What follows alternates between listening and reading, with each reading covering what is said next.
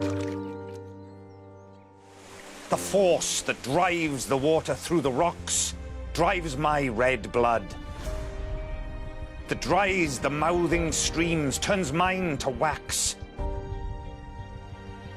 Oh, the town was waking now, and I heard distinctly insistent over the slow-speaking sea the voices of the town blown up to me. The sky gathered again, and the sun grew round that very day. My name is Hannah Ellis, and I'm Dylan Thomas's granddaughter. My mother Ironwe spent her childhood in Larne, this beautiful, yet quirky sea town. She died 5 years ago, and we scattered her ashes at the boathouse, the family home that had created some of her happiest memories. This moment was the beginning of my journey to understand more about my grandfather, a poet who's known and loved across the world, but died at only 39 years of age. Like many of you, I thought I already knew Dylan Thomas. He was the roaring Welsh boyo, cigarette in his mouth, drink in his hand, and an irresistible charm with the ladies.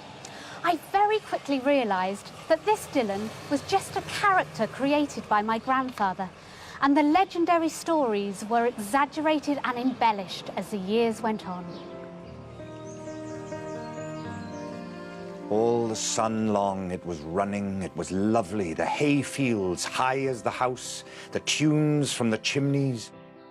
It was air and playing lovely and watery, and fire green as grass. I have come to appreciate what a meticulous craftsman my grandfather was. His writing could take hours, days, weeks, and often years to complete. His poetry and prose were not rushed off in the pub, as the myths would make you believe. They were the result of dedication and hard work. My grandfather was always most productive when living in Wales. His letters, stories and poetry are full of wonderful descriptions of the land, sea and people he met. This is my Welsh journey, using my favourite pieces of his work to guide us through the magical places that inspired him so much, following in the footsteps of my grandfather, Dylan Thomas.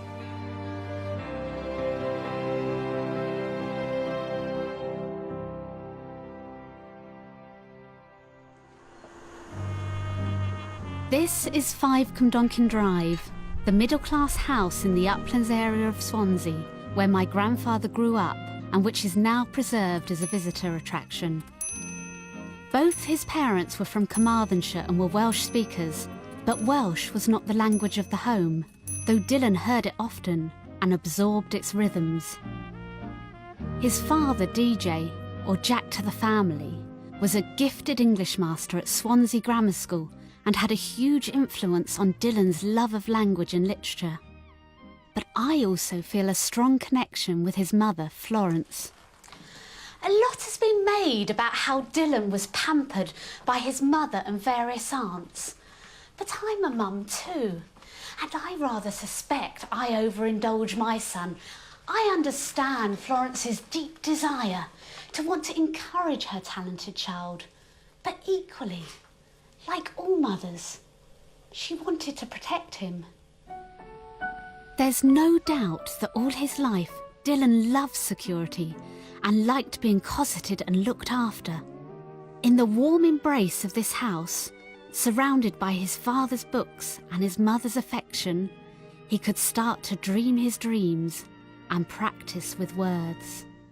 This whole house has been lovingly restored, but most of all, I like this tiny bedroom. It was here that Dylan spent hours furiously writing, doodling and experimenting with language, right up until he was recognised as a striking new voice in the poetry world.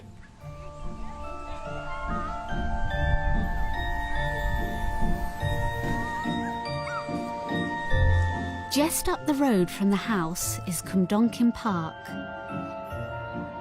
In Dylan's childhood, this much-loved hillside park had a bandstand and a lake. And through the trees, it gave him stunning views of Swansea Bay and the Mumbles. It was a magical green world for the young boy to explore, play in and act out adventures. A place for making dens in bushes. Quite near where I lived. So near that on summer evenings I could listen in my bed to the voices of older children playing ball on the sloping, paper-littered bank. The park was full of terrors and treasures. It held within its borders of old tall trees, notched with our names and shabby from our climbing, as many secret places, caverns and forests, prairies and deserts, as a country somewhere at the end of the sea. And though we would explore it one day, armed and desperate from end to end, from the robber's den to the pirate's cabin, the highwayman's inn to the cattle ranch, or the hidden room in the undergrowth where we held beetle races and lit the wood fires and roasted potatoes and talked about Africa and the makes of motor cars, yet still the next day it remained as unexplored as the poles, a country just born and always changing. Dylan wrote warmly about his uplands childhood. But another magical place for him was his parents' home patch in the Carmarthenshire countryside, near Llanstefan. Everywhere in this peninsula there were relatives, and my grandfather would come here regularly to visit his loving Auntie Annie and her wayward husband Jim, down at their large farmhouse called Fern Hill. Here, in the long days of summer, he left Swansea far behind and entered another world. The house has gone through changes, but it's still surrounded with the atmosphere of Dylan's writing. There's a strange, surreal quality to many of my grandfather's short stories, and one of them, The Peaches, is based here at Fern Hill. In the story, he's not at all complimentary about his Uncle Jim, the idle and feckless farmer, and he's equally harsh about his cousin Gwilym, who is a mix of preacher and sex-obsessed young man, whose private chapel is a barn. I sat on the hay and stared at Gwilym preaching and heard his voice rise and crack and sink to a whisper and break into singing and Welsh and ring triumphantly and be wild and meek. The sun through a hole shone on his praying shoulders, and he said, "O God, thou art everywhere, all the time, in the dew of the morning, in the frost of the evening, in the field and the town, in the preacher and the sinner, in the sparrow and the big buzzard. Thou canst see everything right down deep in our hearts. Thou canst see us when the sun is gone. Thou canst see us when there aren't any stars, in the gravy blackness, in the terrible shadows, pitch black, pitch black.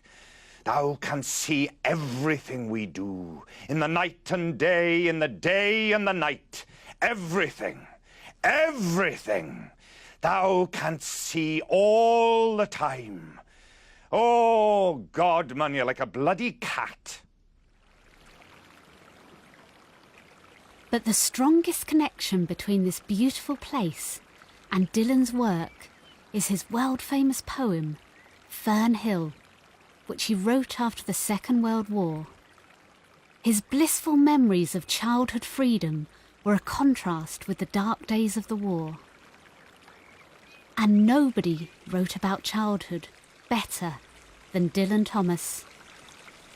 My grandfather was able to return to Fern Hill in his imagination, back to the deep countryside place where he was ecstatically happy and without the responsibilities of adult life.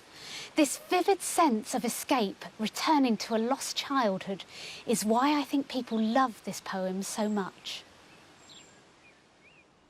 All the sun long it was running, it was lovely, the hay fields high as the house, the tunes from the chimneys. It was air, and playing lovely and watery, and fire green as grass. And nightly, under the simple stars, as I rolled to sleep, the owls were bearing the farm away. All the moon long I heard, blessed among stables, the nightjars flying with the ricks, and the horses flashing into the dark.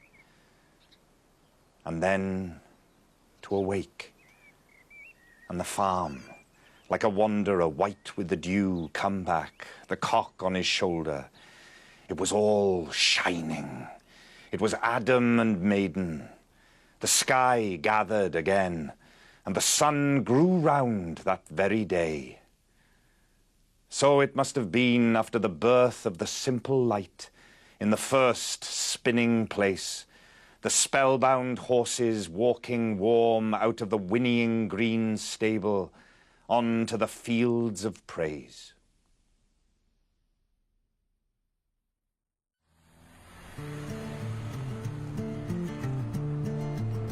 Above all, my grandfather was a Swansea writer, and he knew the town inside out, its spirit, its gossip, and its secrets. He left school at 16 and spent 18 months as a reporter on the Evening Post newspaper.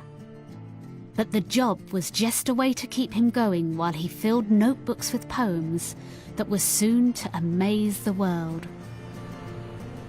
I'm always astonished by how young my grandfather was when his poetic career took off. He was only 18 when he was first published and noticed in London, and only 20 when his first collection appeared. It was an amazing burst of creativity, intense and original. The poems of this time are dramatically full of life, death and sex, and reveal the confusing questions and emotions of a young man. The force that through the green fuse drives the flower, drives my green age, that blasts the roots of trees, is my destroyer. And I am dumb to tell the crooked rose, my youth is bent by the same wintry fever. The lips of time leach to the fountain head. Love drips and gathers, but the fallen blood shall calm her sores. And I am dumb to tell a weather's wind how time has ticked to heaven round the stars. And I am dumb to tell the lover's tomb how at my sheet goes the same crooked worm. So Dylan Thomas's career as a writer was launched. In the 1930s and 40s, he was always on the move, always wanting to be back in Wales, but needing to be in London to work and make money. And so he met my grandmother, the Bohemian Irish dancer Caitlin McNamara, who was an extraordinary mixture of wild and passionate woman, but wonderful home builder. Dylan wrote remarkable short stories and also radio scripts, appearing on BBC Radio many times from the late 1930s to the end of his life. He was a terrific broadcaster, spinning rich and colourful images on the airwaves. Some entered the town in the dark and immediately disappeared, and can sometimes be heard on hushed black nights making noises in ruined houses. Or perhaps it is the white owls breathing close together like ghosts in bed. During the early years of the war, Dylan witnessed the death and devastation of the Blitz in London, and also in his hometown of Swansea. It drove deep into his poetry and prose. There's a very touching radio script called Return Journey, where he looks for his younger self in a bombed and wintry Swansea. Near the Evening Post building and the fragment of the castle, I stopped a man whose face I thought I recognized from a long time ago. I said, "I wonder if you can tell me..." "Yes?" He peered out of his blanketing scarves, and from under his snowballed balaclava like an Eskimo with a bad conscience. I said, "If you can tell me whether you used to know a chap called young Thomas. He worked on the post and used to wear an overcoat sometimes with a check lining inside out so that you could play giant drafts on him. He wore a conscious woodbine, too." "What do you mean, conscious woodbine?" "And a perched pork pie with a peacock feather. And he tried to slouch like a newshawk, even when he was attending a meeting of the Gosainen Buffaloes." "Oh, him!" "He owes me £0.50. God, I haven't seen him since the old Cardoma days. He wasn't a reporter then. He just left the grammar school. Him and Charlie Fisher. Charlie's got whiskers now. And Tom Warner and Fred James. Drinking coffee dashes and arguing the toss. What about? Oh, music and poetry and painting and politics. Einstein and Epstein. Stravinsky and Greta Garbo. Death and religion. Picasso and girls.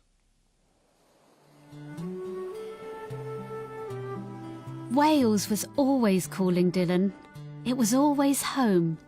Yes, parts of Wales had small-town attitudes and the nonconformist hypocrisy that drove him crazy. But it also had the eccentric characters he loved so much and the magical landscape of seas, harbours and estuaries.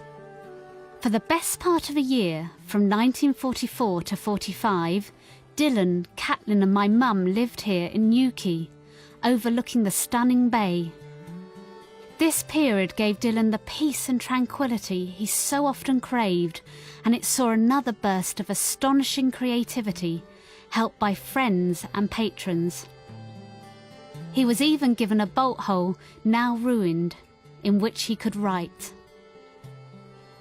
Just like at home in Swansea, where he had his tiny bedroom to work in, and in Larne, where he worked in the writing shed, here in Newquay, he had this place to work in, the Apple House, set in a beautiful garden. It was here that the early stirrings of Undermilk Wood began, and there's no doubt that the town of Llareggub in the play, with its extraordinary characters, owes a great deal to Newquay. He wrote about one of them in a letter to his patron, Margaret Taylor. Jack the Post is an old friend.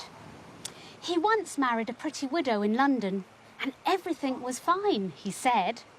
Except that wherever they went, they were followed by men in bowler hats. After the honeymoon, Mrs. Jack was arrested for double bigamy, and all the husbands appeared in the court and gave evidence as to her good character. Soon, characters like these appeared in a radio script called Quite Early One Morning, which was broadcast in 1945, 8 years before the completion of Undermilk Wood.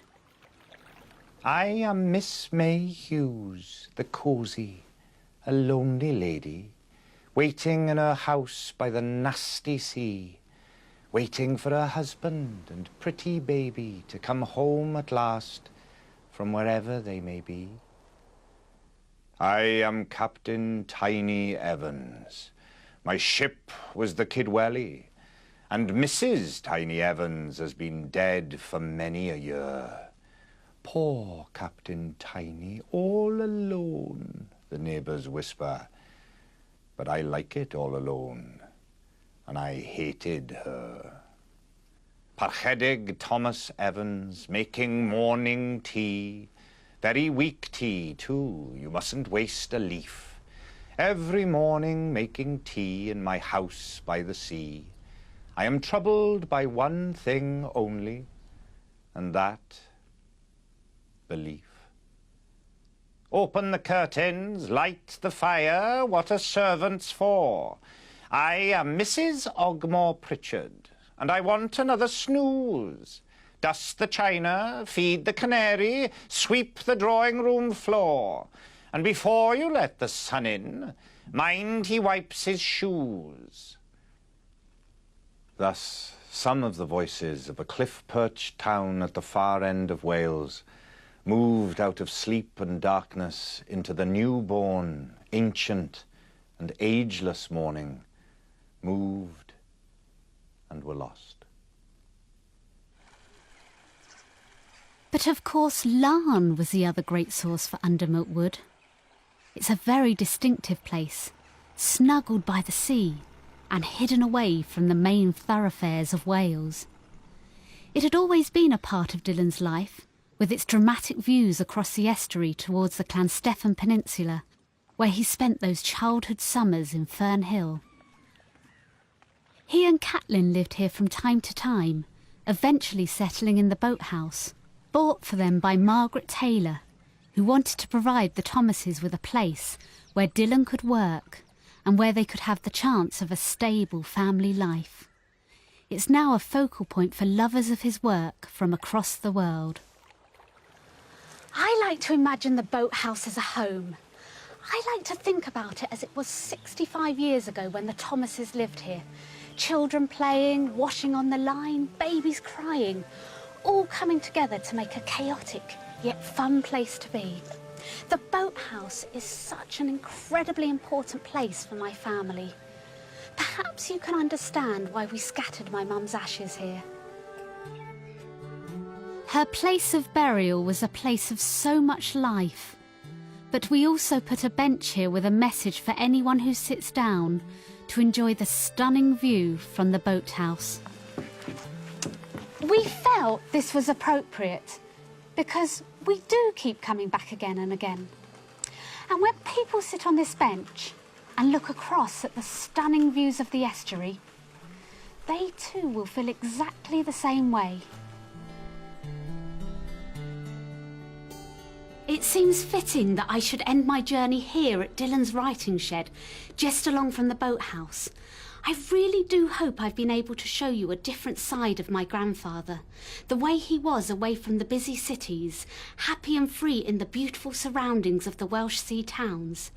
In particular, I wanted to show you the wealth and many types of writing he created in just 39 years. It's my wish that we can celebrate my grandfather's achievements, and you will realise that he was an ambitious, hard-working and successful writer. His work will live on.